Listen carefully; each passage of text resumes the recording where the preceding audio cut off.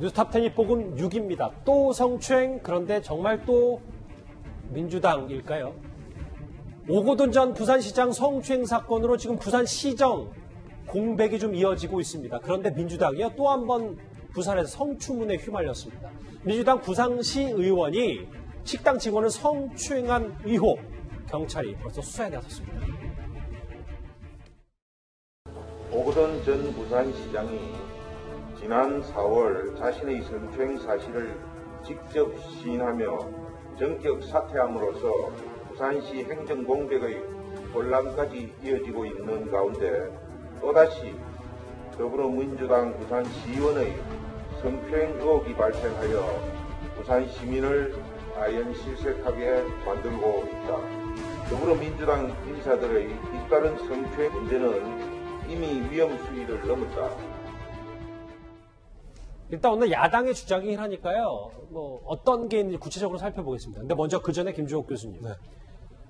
박원순 전 시장 성추행 의혹이 불거진 지 한 달도 채 조금 넘었고, 오거돈 전 시장도 오래 있었던 일이고, 다 글쎄 아직 그 정치권이나 민주당에서는 경각심을 갖는 게 그렇게 어려운 일입니까?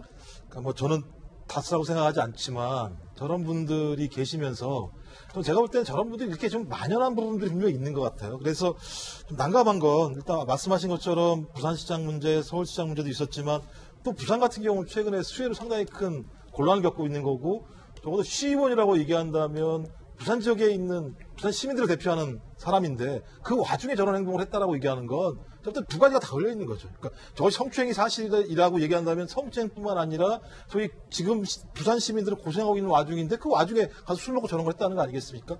전 그런 측면에서는 좀 민주당이 그 중간중간에 좀 나름대로 신호당 차원에서 전 문제에 대해서 경각심을 높이는 작업들을 했어야 되는데 그 부분을 좀 하지 못한 것 같고요. 그러니까 좀 당 차원에서도 좀 강력하게 좀 사전에 예방하는 방법이나 중간에 점검하는 방법이나 사후에 어떤 처리하는 방법에 대해서 빨리 좀 시도당 차원에서 내려야 되는데 제가 지금 보니까는 시도당 지금 선거가 있고 막 이런 다양한 상황이어서 잘 안 되는 것 같아요.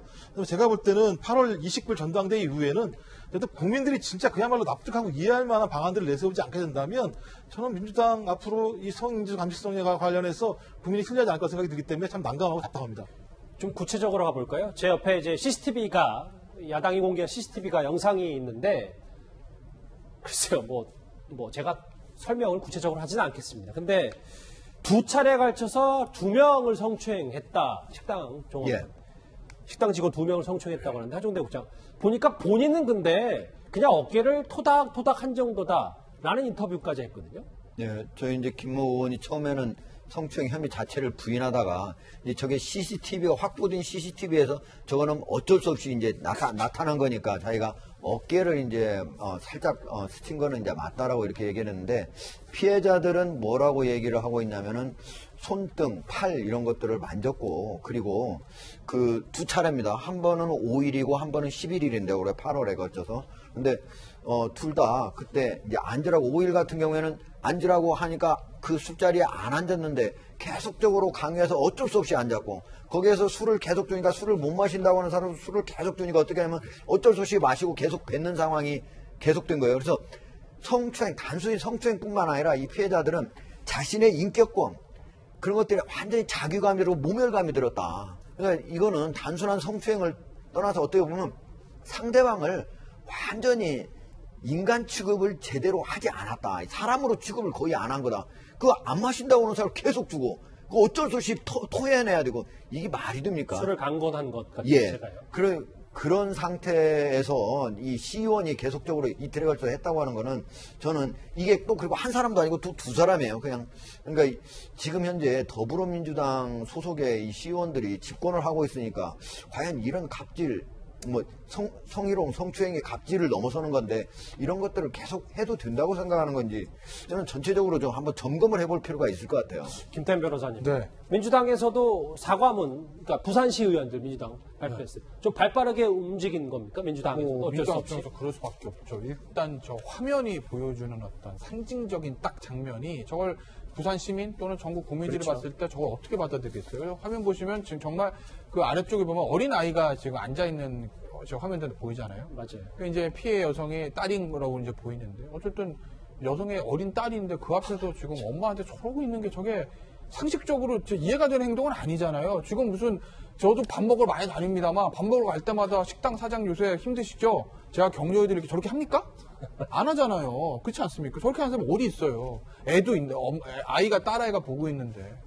그리고 이제 부산이 지금 오거돈 시장이 지금 성추행 문제로 사퇴하고 수사를 받고 있고 민주당 소속이었던 그래서 내년에 지금 부산시장 재보궐선거가 열리는데 그런데 또 부산시의회 의원이 저런 문제를 저질렀으니 민주당 부산시당 입장에서는 이걸 발빠르게 대처해서 잘라내지 않으면 예. 이거 굉장히 파장이 커질 수가 있는 것 아니겠습니까? 전체 민주당에 소속된 부산 지역에 있는 민주당 다른 시의원들, 뭐 구의원들, 뭐 국회의원들까지 영향력이 나쁜 영향이 퍼져나갈 수 있는 것 아니겠어요? 그러니 민주당 부산시당에서도 제일 빠르게 이 문제를 정리를 지금 한 거로 보입니다. 이도원 의원님 네네. 짧게 하나 더요. 네네.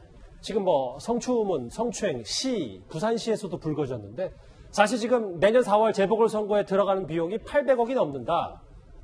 이 내용에 대해서 국민들의 좀 공분도 있는 것 같더라고요. 그럴 수 있죠. 지금 이제 그러니까 오늘 기준으로 하면은 그 서울시 유권자가 850만 명인데 이렇게 되면 그 570억 정도가 될 것으로 추산이 되고 부산시는 295만 명인데 한 267억 원 정도가 든다고 이제 상관위가 추산을 하는데 일단 비용도 비용이지만 그 서울과 부산은 우리나라를 대표하기도 하지만 세계적으로도 굉장히 유명한 도시인데 어떻게 그 도시의 얼굴이라고 할 수 있는 두 분이 이런 그 불명예로 한 분은 그 하직을 하시고 한 분은 지금 뭐 조사를 받고 있으니까 일단 그 두 시의 시민들이 자존심이 상하는 게 굉장히 우선 크고 두 번째는 이렇게 838억이라는 예산이 평소에도 크지만 지금처럼 코로나 문제, 맞아요. 수해 문제로 지금 예산이 없어가지고 쩔쩔매는 상황 아닙니까? 이런 것이 그 어려운 우리 이웃 주민 돕는 데 사용됐다면 얼마나 보람되게 사용되겠습니까? 이렇기 때문에 이 부분도 아마 우리 유권자들의 판단에 하나의 기준은 될 수 있을 것 같습니다. 부산시에서 들려온 정말 또 하나의 깜짝 놀랄 만한 성추문 이슈 저희가 짚어봤습니다.